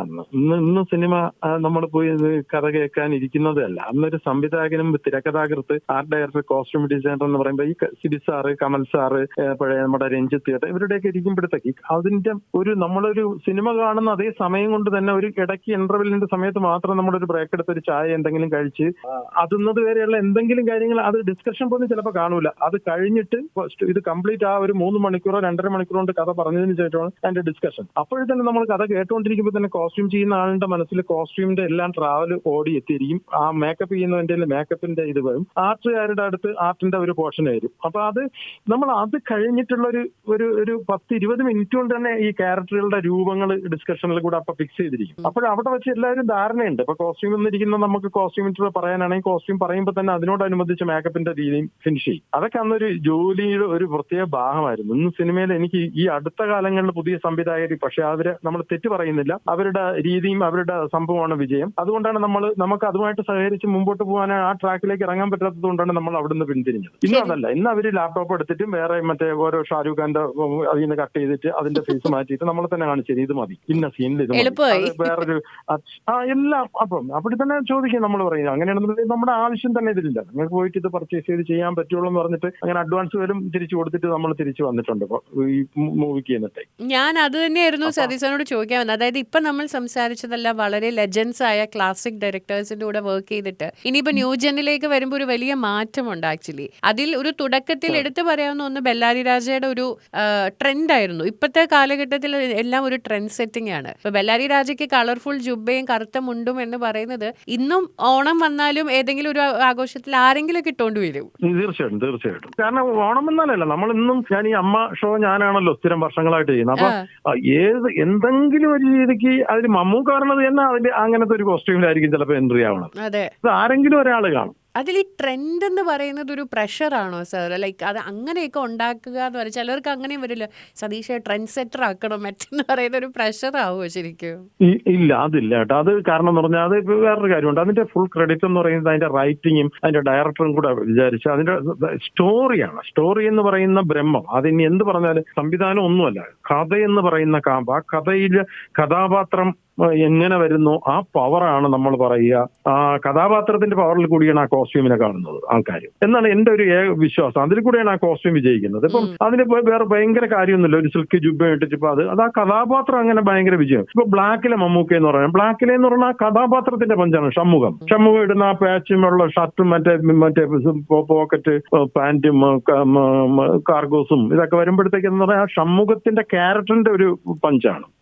അതല്ലാതെ നമ്മളിപ്പം എന്താ പറയുക, ഫ്രോക്ക് ആണെങ്കിലും ഇപ്പൊ മഞ്ജുവിന്റെയൊക്കെ കോസ്റ്റ്യൂം സംരംഭത്തിനെയൊക്കെ നല്ല ട്രെൻഡ് ആയിട്ടുണ്ട്. അതൊക്കെ എന്ന് പറഞ്ഞാൽ അത് ആ കഥാപാത്രത്തിന്റെ ഡെപ്ത് ഭയങ്കരമാണ് മഞ്ജുവിന്റെ ക്യാരക്ടറിന്റെ. അപ്പൊ അതാണ് നമുക്ക് കൂടുതൽ സപ്പോർട്ട് ചെയ്യുന്നത്. അപ്പൊ ഒരു കഥാപാത്രം ആരിടുന്നു എന്തിടുന്നു എന്നല്ല, അത് ആരിടുന്നു എന്നുള്ളതിലാണ്. ഇപ്പൊ കമലഹാസൻ ആ മുണ്ടും ഇതും ഇട്ടിട്ട് ഇപ്പൊ ഇന്ത്യന്റെ ആ അപ്പിയറൻസിലേക്ക് കയറി വരുമ്പോഴത്തേക്ക് എന്ന് പറയുമ്പോഴത്തേക്ക് ഒന്ന് അദ്ദേഹം അതിന് വേണ്ടിയിട്ട് ആ ക്യാരക്ടറിനെ ഇത് ചെയ്യുക. കാരണം അത് ആ ഷോൾ എടുത്ത് അത് നമുക്ക് കണ്ടുകൊണ്ടിരിക്കുമ്പോൾ തന്നെ നമുക്ക് തോന്നും ഇത്. കാരണം മൊത്തം മേക്കപ്പ് 3 മണിക്കൂർ കഴിഞ്ഞ് എണീറ്റ് വളരെ ബുദ്ധിമുട്ടി വന്ന് ഷർട്ടിട്ട് മുണ്ടൊക്കെ ഉടുപ്പിച്ച് ഷർട്ടൊക്കെ ഇട്ടതിന് ശേഷം പുള്ളി അവിടെ ഇങ്ങനെ വെറുതെ ഇങ്ങനെ ഇരിക്കും. ഷോർട്ട് റെഡി എന്ന് പറയുമ്പോൾ അവിടെ നിന്ന് എണീറ്റിട്ട് ഈ ഷോൾ ഇങ്ങനെ എടുത്തിടുന്ന ഒരു സ്റ്റൈലുണ്ട്. മടക്കി കൊടുത്ത് കോസ്റ്റ്യൂമർ നമ്മൾ അസിസ്റ്റന്റ് കൊണ്ട് അവിടെ കൊടുക്കുമ്പോഴത്തേക്ക് ഈ ഷോൾ എടുത്തിടണതിന്റെ ഒരു തട്ടുണ്ട്.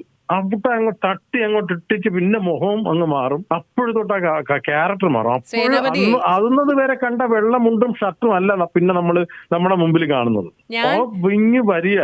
അപ്പോഴും അതിലാ ആ ക്യാരക്ടർ ആ കോസ്റ്റ്യൂമിൽ മൊത്തത്തിൽ എല്ലാത്തിലും കയറി കഴിഞ്ഞു. അതൊന്നും വരെ സാധാരണ ഒരു വൈറ്റ് മുണ്ട് ഷർട്ടും ആയിരുന്നെങ്കിൽ അപ്പൊ അതാണ് അതിന്റെ ഒരു പ്രത്യേകത. അപ്പൊ അതുകൊണ്ട് അതിന്റെ ക്രെഡിറ്റ് എന്ന് പറയുന്ന ആക്ടറൊക്കെ കൊണ്ട് കോസ്റ്റ്യൂം നമ്മൾ ചെയ്തു കൊടുക്കണം, പാറ്റേണും ഷേപ്പും എല്ലാം ഭംഗിയായിട്ട് ചെയ്തു കൊടുക്കണം ഒരു കോസ്റ്റ്യൂം ഡിസൈനർ. പക്ഷേ ഇതിന്റെ മെയിൻ സംഭവം എന്ന് പറഞ്ഞാൽ കഥാപാത്രത്തിൽ കൂടിയാണ് വരുന്നത്. ശരിക്കും ഞാൻ ചോദിക്കാൻ വരികയാണ്, ഇപ്പം ശങ്കർ സാറിന്റെ ഇന്ത്യൻ 2ലേക്ക് എത്തുമ്പോൾ നമ്മൾ നാളെ റിലീസ് കാണാനിരിക്കുകയാണ്. ശരിക്കും ഞാൻ കേട്ടിട്ടുണ്ട് സാറിന് ജീൻസ് ഒക്കെ കണ്ടപ്പോൾ ഭയങ്കര ആഗ്രഹം ഉണ്ടായിരുന്നു ശങ്കർ സാറിന്റെ കൂടെ വർക്ക് ചെയ്യണം എന്നുള്ളത്, ജീൻസിന്റെ ഒക്കെ കോസ്റ്റ്യൂം കണ്ടപ്പോൾ. സോ സാർ അങ്ങനെ ആഗ്രഹിച്ചെടുത്തുന്ന അങ്ങോട്ടേക്ക് എത്തിപ്പെട്ടിരിക്കുകയാണ്. അങ്ങനെ എത്തിക്കഴിഞ്ഞപ്പോഴേക്ക് ആ ലോകം എങ്ങനെയുണ്ട്? നമ്മളെപ്പോഴും പറയും ശങ്കർ സാറിന്റെ ലോകം മറ്റൊരു ലോകമാണ്, അത് ഇവിടെ നിന്നൊക്കെ മാറിയൊരു ലോകം, അതൊക്കെ കേൾക്കാറുണ്ട്. എങ്ങനെയുണ്ടായിരുന്നു സാർ അങ്ങോട്ടേക്ക് എത്തിയപ്പോഴേക്ക്? സിനിമ ചെയ്യാനൊന്നും എനിക്ക് ഇപ്പോഴും മടിയില്ല. എനിക്കിഷ്ടം അങ്ങനെയുള്ള എനിക്ക് വർക്ക് ചെയ്തേ മതിയായിട്ടില്ല. എനിക്ക് ഇനിയും ഗ്രീക്ക് ഇങ്ങനെയൊക്കെയുള്ള കുറെ കോസ്റ്റ്യൂംസ് ചെയ്യണമെന്ന് ഭയങ്കര ആഗ്രഹമുള്ള ഒരു മനുഷ്യനാണ്. പക്ഷെ ഇവിടുത്തെ നമ്മുടെ ഒരു സാഹചര്യവും നമ്മൾ നേരത്തെ ഇന്റർവ്യൂവിന്റെ സ്റ്റാർട്ടിങ്ങിൽ തന്നെ പറഞ്ഞ ഒരു സംഭവം ഉണ്ടല്ലോ, ആ കോസ്റ്റ്യൂമിന്റെ ഒരു സ്ഥാനം, അത് എനിക്കത് നമ്മൾ ഈ ചെയ്തു വന്ന ഇപ്പൊ ഈ Kamal sir director Kamal sir, ശ്രീമലയില് രഞ്ജിത്ത് ഏട്ടൻ, അടൂര് സാർ, രാജീവ് ഏട്ടന്റെ അങ്ങനെയുള്ള എല്ലാം ഇങ്ങനെ വന്നിട്ട് ഇപ്പൊ ഒരു പുതിയ ന്യൂജനിലേക്ക് വന്നപ്പോഴത്തേക്ക് നമുക്കത് ഒരു അതിന്റെ ഒരു സ്ഥാനത്തിനൊരു തൃപ്തിയില്ലായ്മ. അതുപോലെ നമ്മുടെ ആൾക്കാർ ഇഷ്ടംപോലെ ഈ കോസ്റ്റ്യൂം ഡിസൈനേഴ്സ് കൂടിയിട്ട് അതിനൊക്കെ അവർക്ക് വളരെ എളുപ്പമായി. പിന്നെ കോസ്റ്റ്യൂമിന്റെ ഒരു പോസ്റ്റ് എന്ന് പറയുന്നത് ഇപ്പം ഞാനിപ്പോ താമസിക്കുന്ന പാലാരിവട്ടം, ഈ പാലാരിവട്ടം ജംഗ്ഷനിൽ തന്നെ ഒരു സിനിമയ്ക്ക് വേണ്ടിയിട്ട് പർച്ചേസ് ചെയ്ത് എത്ര സിനിമയ്ക്ക് വേണമെങ്കിലും പർച്ചേസ് ചെയ്യാം, ഇഷ്ടം പോലെ ഷോപ്പുണ്ട്. പിന്നെ അതും കഴിഞ്ഞിട്ട് ഇന്നൊരു മൊബൈൽ ഉണ്ടെന്നുണ്ടെങ്കിൽ തന്നെ കോസ്റ്റ്യൂം പർച്ചേസ് ചെയ്തിട്ട്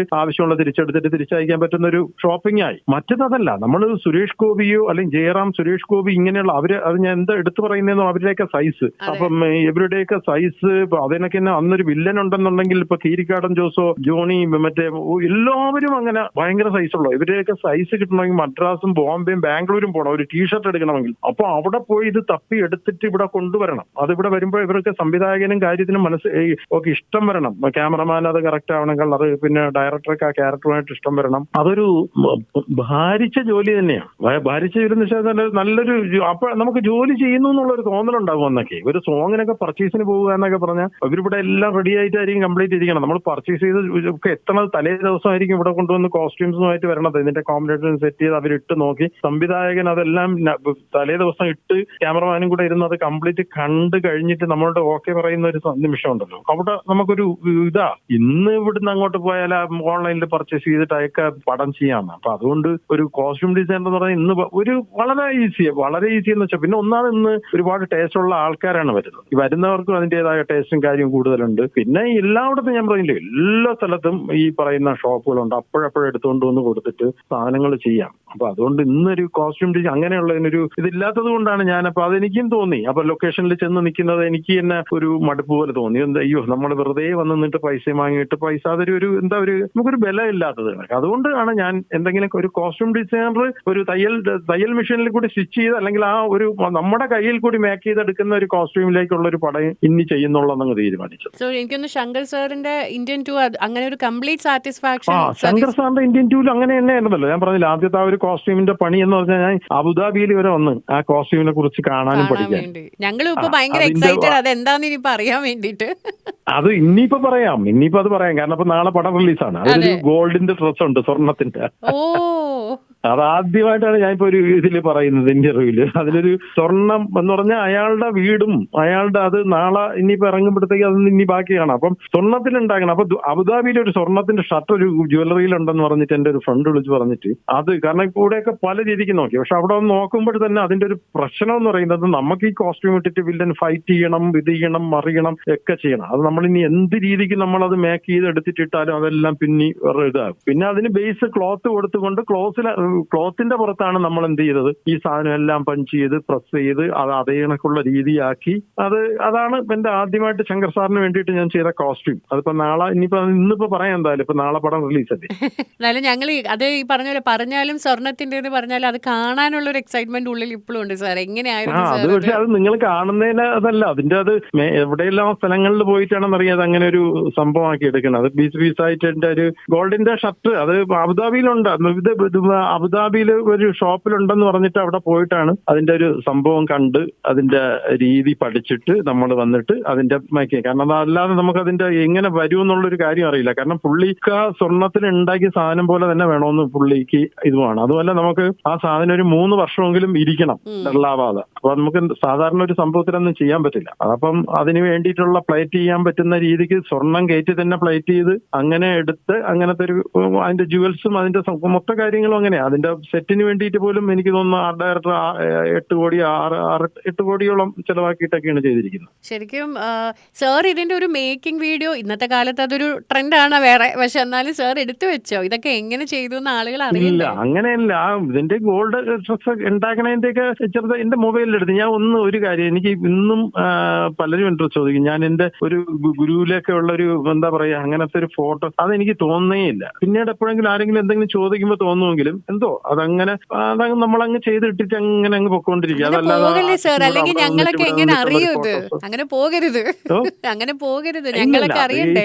അതാണ് അത് എന്താണെന്ന് അറിയില്ല കേട്ടോ. അതൊരു സത്യത്തിൽ അതൊക്കെ ചെയ്യേണ്ടതാണ്. പക്ഷെ ഞാൻ ഈ പറയുന്ന കണക്ക് ഒന്നും അത് അത് ഒരു എന്താ പറയാ അത് അപ്പോഴൊന്നും അതിനെ കുറിച്ച് ആലോചിക്കില്ലേ. നമ്മളങ്ങനെ വർക്ക് ചെയ്ത് അങ്ങ് പോകും. അവിടുന്ന് ബാക്കപ്പ് വിളിച്ച് അത് കഴിഞ്ഞ് ഇങ്ങ് വീട്ടിൽ വരും. വീട്ടിൽ വന്നിട്ട് വൈഫ് പോലും ചിലപ്പോൾ ചോദിക്കും അതിന്റെ എന്തെങ്കിലും ഉണ്ടാന്ന്. ഞാൻ അപ്പോഴും നമ്മള് പിന്നെ അതെടുക്കാൻ പറ്റില്ല എന്നൊക്കെ അപ്പോഴൊക്കെ ഒന്ന് ചിലപ്പോൾ ഇങ്ങനെ ആലോചിക്കും. പക്ഷെ അത് വീണ്ടും അടുത്തൊരു വർക്കിന് പോയാലും അത് തന്നെയാണ് അവസ്ഥ. പിന്നെ ആരെങ്കിലും സുഹൃത്തുക്കൾ ആരെങ്കിലും ക്യാമറയായിട്ടൊക്കെ അവിടെ ഉണ്ട് അവരല്ലാതെ വന്ന് എടുത്തു കഴിഞ്ഞാൽ ഓക്കെ. പക്ഷെ സാർ ഇനി ചെയ്യണം ആക്ച്വലി. കാരണം ഞങ്ങൾക്കും ആഗ്രഹമുണ്ട്. അപ്പൊ സാർ ഇനി ചെയ്യുമ്പോൾ ഏതെങ്കിലും ഒരു ക്യാമറമാനെ പിടിച്ചു നിർത്തിയിട്ട് ഇതിന്റെ ചെറിയ ചെറിയ വീഡിയോകൾ വെച്ചിട്ടൊക്കെ സാർ ഒന്ന് കാണാലോ ഞങ്ങൾക്ക്. അത് വേറൊരു കേസെന്ന് വെച്ചാൽ അതിന് അങ്ങനെ ഒരു പ്രൊമോഷനെ അതിന്റെ ഒരു സംഭവത്തിനോട് എനിക്ക് പിന്നെ ഈ രഹസ്യമായിട്ട് ഇരിക്കാനാണ് കൂടുതൽ താല്പര്യം. ഭയങ്കരമായിട്ട് നമ്മൾ ഈ ഫേസും ഫിഗറും ഒക്കെ വന്നു കഴിഞ്ഞാലും ഭയങ്കര പാടല്ലേ. കളിച്ചും ചിരിച്ചും ഒക്കെ ഇതിന്റെ ഇടയ്ക്ക് കൂടെ ഉത്സവപ്പറമ്പിലും ഒക്കെ പോയി ഇങ്ങനെ നടക്കുന്നതാണ് നല്ലത്. കാരണം സാറിന് ഗൂഗിളിൽ കുറെ തപ്പി നോക്കിയിട്ട് പോലും ഒരു പ്രോപ്പർ ആയിട്ട് ഒരു ഫോട്ടോ പോലും കിട്ടുന്നില്ല. സാർ അത്രത്തോളം ഒളിച്ചിരിക്കാന്ന് മനസ്സിലായി. ഒരു ഇതാ വെറുതെ അങ്ങനെ ഒരു അതല്ല അത് ചിലർക്കുള്ള ഒരു ഇതാണ്. അത് ചിലർക്ക് അത് പറ്റില്ലെന്ന് എനിക്ക് തോന്നുന്നു. എനിക്കത് ഒട്ടും പറ്റില്ല. ഞാൻ ഷോപ്പൊക്കെ തുടങ്ങുമ്പോൾ പോലും ഞാൻ അതിന് വേണ്ടി ട്രൈ ചെയ്യാം. പക്ഷെ എനിക്കതൊരു എന്തോ ഒരു ചമ്മലും കുറച്ച് എനിക്ക് നമ്മളതൊരു ഉൾവലിച്ചില്ല. അപ്പൊ അത് പിന്നെ നമ്മളത് അതിനുവേണ്ടി പിന്നെ ക്രിയേറ്റ് ചെയ്തെടുക്കണ്ട നമ്മുടെ ജോലി അങ്ങ് കറക്റ്റ് ചെയ്ത് പോവാന്നുള്ളൊരു രീതിയാണ്. ശരിക്കും ഇപ്പം സാർ ഇന്ത്യൻ 2 ഒരു ഇതിൽ നിൽക്കുകയാണോ അതോ സാർ അടുത്ത വർക്ക് തുടങ്ങിയോ എന്തെങ്കിലും? അടുത്ത വർക്ക് തുടങ്ങി. അടുത്ത വർക്ക് ഇന്ത്യന്റെ തന്നെ ആർട്ട് ഡയറക്ടർ മുത്തുരാജ് ഉണ്ട്. മുത്തുരാജിന്റെ ഒരു വലിയൊരു സിനിമ എന്ന് വെച്ചാൽ അത് ഇന്ത്യൻ സിനിമയിൽ അങ്ങനത്തെ ഒരു മൂവി ആദ്യമായിട്ടാണ് ഇന്ത്യൻ സിനിമയിൽ വരുന്നത്. എന്നുള്ള ഫ്ലോറിന് പുറത്തിറങ്ങാതെ മിനിയേച്ചറുകളും കാര്യങ്ങളും വെച്ച് ഷൂട്ട് ചെയ്യുന്ന ഒരു പടം. അപ്പൊ അതിന്റെ കോസ്റ്റ്യൂമിന്റെ ഡിസൈനിങ് പരിപാടിയൊക്കെ തുടങ്ങി. അത് നമ്മൾ ഏകദേശം ഒരു 1 മിനിറ്റ് മൂവി ഷൂട്ടും ചെയ്തു. അങ്ങനെ ഷൂട്ട് മുത്തുരാജ് എന്ന് പറയുമ്പോൾ നമ്മുടെ ഗുരുവിന്റെ ആർട്ട് ഡയറക്ടർ ആയിരുന്നു പുള്ളിയും അങ്ങനെ ഡിഫറെന്റ് ആയിട്ടുള്ള വർക്കുകൾ ചെയ്യുന്നതാണ്. ഇപ്പൊ ഇവിടെ നമ്മുടെ പഴശ്ശിരാജ പിന്നെ മറ്റേ കമൽ സാറിന്റെ ഈ ശങ്കർ സാറിന്റെ കണ്ടിപ്പിച്ച കുറെ പടം ഒരു 8-10 പടം കൊണ്ട് കണ്ടിന്യൂ പുള്ളിയുടെ 8ാമത്തെ 9ാമത്തെ പടമാണെന്ന് എനിക്ക് തോന്നുന്നു ഇപ്പൊ ഇന്ത്യൻ 2 and 3. അപ്പൊ പുള്ളി ഭയങ്കര വലിയൊരു നല്ല ടെക്നീഷ്യനാണ്. അപ്പൊ അദ്ദേഹം ഡയറക്ട് ചെയ്യാൻ പോവുക. അല്ല സതീശാണ് ആഗ്രഹമില്ല ഇങ്ങനെ ഒരു ഡയറക്ഷനും കൂടെ ആവാമെന്ന് എപ്പോഴെങ്കിലും തോന്നിയിട്ടുണ്ടോ? അത് ഈ കോവിഡിന്റെ സമയത്ത് ചെറുതായിട്ടൊക്കെ ഒന്ന് തോന്നി, ഒരു സ്ക്രിപ്റ്റ് ഒക്കെ ഉണ്ടാക്കി വെച്ചു. പക്ഷെ അത് എളുപ്പമല്ലെന്നേ. ഈ ഞാൻ നേരത്തെ പോയി ഈ ഉൾവലിച്ചിലുണ്ടല്ലോ, നമ്മുടെ ഈ ഒരു പ്രൊഡ്യൂസറെ പോയി കാണുക, ഒരു ആർട്ടിസ്റ്റിനെ പോയി ഡേറ്റ് വാങ്ങുക, അതൊക്കെ ഈ ഞാൻ ഒത്തിരി ഒന്ന് അനങ്ങി നോക്കി. അനങ്ങുമ്പോഴത്തേക്ക് അതൊരു എളുപ്പമല്ല, നമുക്കതങ്ങോട്ട് പറ്റുന്നില്ല. ഇവിടെ ഇരിക്കുമ്പോഴത്തേക്ക് ഞാനും വൈഫും കൂടെയൊക്കെ തന്നെ ഇരുന്നിട്ട് ഞാൻ ചെയ്ത നാടകമാണ്, നേരത്തെ ചെയ്തിട്ടുള്ള നാടകമാണ്. അത് ഈ പറഞ്ഞ കഥ എന്താന്ന് വെച്ചാൽ, ഇപ്പൊ ഞാൻ ഈ ശങ്കർ സാറിന്റെ കൂടെ ഇപ്പൊ ഞാൻ നിൽക്കുന്നത് ഒരു കോസ്റ്റ്യൂം ഡിസൈനർ ആയിട്ടല്ല, ഞാൻ പുള്ളിയുടെ അസിസ്റ്റന്റ് ആയിട്ടും കൂടെ പുള്ളിയുടെ മേക്കിംഗ് രീതി ഞാൻ ഞാൻ ഇതുവരെയും അത് നമ്മുടെ വർക്കുകൾ ഇങ്ങനെ ചെയ്തു പോകുക എന്നല്ലാതെ ഒരു ഡയറക്ഷന്റെ ഒരു ടെക്നിക്കൽ അതപ്പോ ഞാൻ ഈ ശങ്കർ സാറിന്റെ കൂടെ നിന്നിട്ട് ഞാൻ അതും ഒന്ന് പഠിക്കുന്നുണ്ട്. അതേപോലെ തന്നെ ഞാൻ ഇപ്പൊ ഈ മുത്തുരാജിന്റെ അടുത്തെന്ന് പറഞ്ഞാൽ, മുത്തു എന്ന് പറഞ്ഞാൽ എന്റെ ജ്യേഷ്ഠന് തുല്യമുള്ള ആൾ. അപ്പൊ അദ്ദേഹത്തിന്റെ കൂടെ ഞാൻ എല്ലാ സാധനത്തിലും ആ ഗ്രാഫിക്സിന്റെയും അതിന്റെ ബാക്കിയുള്ള വർക്കുകളിലും ഞാനൊന്ന് ഫുൾ ടൈം അതിന്റെ മൂവിയുടെ ക്യാമറയ്ക്ക് പിന്നിലും അതിനൊക്കെ സ്റ്റുഡിയോ വർക്കുകളിലും കൂടെ ഇരിക്കുന്നുണ്ട്. അപ്പൊ അത് എന്റെ ഈ പടവും ഞാൻ എഴുതിയേക്കുന്ന സ്ക്രിപ്റ്റും അതേപോലെ തന്നെയാണ്. ഫ്ലോറിന് പുറത്ത് വരാത്ത, പുറത്ത് ഇറങ്ങി ഷൂട്ടില്ല, ഒരു ഫ്ലോറിനകത്ത് നിന്നിട്ട് കളിക്കുന്ന സാധനങ്ങളാണ്. അപ്പൊ അങ്ങനത്തെ ഒരു സബ്ജക്ട് സെലക്ട് ചെയ്തിട്ട് അതിന്റെ ബാക്കിയുള്ള എഴുത്തും പരിപാടികളൊക്കെ ഏകദേശം കഴിഞ്ഞു. പറയുന്നതൊക്കെ നമുക്ക് എനിക്ക് ഭയങ്കര ഇൻട്രസ്റ്റ് ഉള്ള വർക്ക് കോസ്റ്റ്യൂം തന്നെയാണ്, അറിയാമെന്നുള്ള ജോലി ഇതാണ്. അപ്പൊ അതുകൊണ്ട് ഇതിന്റെ സംഭവങ്ങൾ ഇങ്ങനെയുള്ള വർക്കുകൾ വരുന്നത് കൊണ്ട്, പിന്നെ അതേണൊക്കെ നമ്മുടെ ഗുരുവിന്റെ ഡയറക്ടർ രാജീവേട്ടൻ ഇപ്പം നമ്മളൊരു സീറ്റിംഗ് കഴിഞ്ഞു, ഇനിയിപ്പോ അടുത്ത സീറ്റിംഗ് പറഞ്ഞിട്ടുണ്ട്. അതൊരു അദ്ദേഹം സുരേഷ് ഏട്ടനെ വെച്ചിട്ട്, സുരേഷ് ഗോപി വെച്ചിട്ട് ഒരു വലിയൊരു ഒരു എന്താ പറയാ, ഒരു വളരെ ഒരു പഴക്കം പീരീഡ് ആയിട്ടുള്ള ഒരു സംഭവം ചെയ്യുന്നുണ്ട്. ഈ സതീശനെ പോലെ തന്നെ എനിക്ക് തോന്നിയ ഒരാളാണ് രാജീവ് അഞ്ചലും. ഗുരുവിന് ശേഷം പിന്നെ എവിടെ അദ്ദേഹത്തിന്റെ പ്രത്യക്ഷത്തിൽ നമ്മൾ കാണുന്നില്ല. അദ്ദേഹത്തിന്റെ വർക്ക് മറ്റേ ഇത് അന്ന് മറ്റേ പാറയുടെ വർക്കായിരുന്നല്ലോ, ജഡായു. അത് കഴിഞ്ഞിട്ട് പുള്ളി 2 സ്റ്റോറി അല്ല, ഒരു കഥയും നമ്മൾ തിണക്കിട്ടിരിക്കും. പക്ഷെ പുള്ളിയുടെയും സ്റ്റോറിയൊക്കെ സിനിമ ആക്കണമെങ്കിൽ ഈ പ്രൊഡ്യൂസർമാർ അങ്ങനത്തെ പ്രൊഡ്യൂസർ വേണം. ഇപ്പൊ ആദ്യത്തെ ഒരു കഥ എടുത്തിരിക്കുന്നത് എന്ന് പറയണത് അതിന്റെ ഏകദേശം ഒരു സ്പാർക്ക് ഇപ്പൊ വന്നു, കൽക്കി. അതിന്റെ ഒരു ഏരിയ ഏകദേശം ഇപ്പൊ അത് വന്നു. അതല്ല അതിന്റെ, പക്ഷെ പുള്ളിയുടെ ട്രീറ്റ്മെന്റ് സ്ക്രിപ്റ്റിൽ അതല്ല സംഭവം കിടക്കുന്നത്. പക്ഷെ ഇപ്പൊ അതുകൊണ്ട് പിന്നെ ഇപ്പൊ മാറ്റി ഇപ്പൊ വേറൊരു സാധനം ഇപ്പൊ വരുന്നുണ്ട്.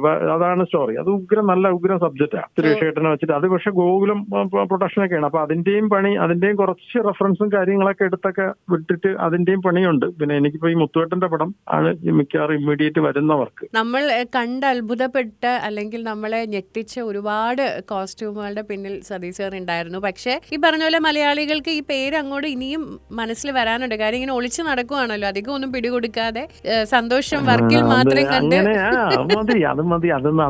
അത് എവിടെയെങ്കിലും ഇങ്ങനെ പറഞ്ഞു കിട്ടുമ്പോഴത്തേക്കും അതൊരു രസമാണ്. മറ്റതേ നമ്മൾ അറിയാതെ തന്നെ നമുക്ക് ഒരുപാട് സംഭവങ്ങൾ വന്നാലും നമ്മളിങ്ങനെ പൊങ്ങിപ്പോ. ഞങ്ങൾക്ക് സാറിനെ അറിയണം. എന്തായാലും ഇത്രയും സമയം ഇങ്ങനെ സാറ് ഞങ്ങൾക്ക് തന്നതാണ് ഏറ്റവും വലിയൊരു സന്തോഷം ആക്ച്വലി. അല്ല, അതൊക്കെ ഇഷ്ടം. അതൊക്കെ പറയാനും അറിയാൻ എന്തെങ്കിലുമൊക്കെ ചോദിക്കുന്നവരോടെ അതൊന്നും എപ്പോഴും വേണം പറയാം. കാരണം നമ്മളൊന്നും ഒരിക്കലും സങ്കല്പിക്കാത്ത സ്ഥലത്തല്ലേ നമ്മളൊന്നും നിൽക്കും. നമ്മളൊരു നാടകമോ അല്ലെങ്കിൽ എന്തെങ്കിലുമൊക്കെ ചെയ്തു പോവാന്നൊക്കെ കരുതിയാൽ നമ്മളിപ്പം ഈ പറയുന്ന ഇന്ത്യൻ സിനിമയിലെ ഒരു ഭാഗമാകുക എന്നൊക്കെ പറഞ്ഞാൽ അതൊരു വലിയ കാര്യം തന്നെയാണ്. ഞങ്ങൾക്ക് വലിയ സന്തോഷം ഒരു മലയാളി അതിന്റെ കൂടെ ഉണ്ട് എന്ന് പറയുന്നതിലും അദ്ദേഹത്തിനോട് സംസാരിക്കാൻ കഴിഞ്ഞതിലും ഇത്രയും നേരം ഞങ്ങളോട് സംസാരിച്ചതിലും താങ്ക്സ് കേട്ടോ സർ. Okay thank you.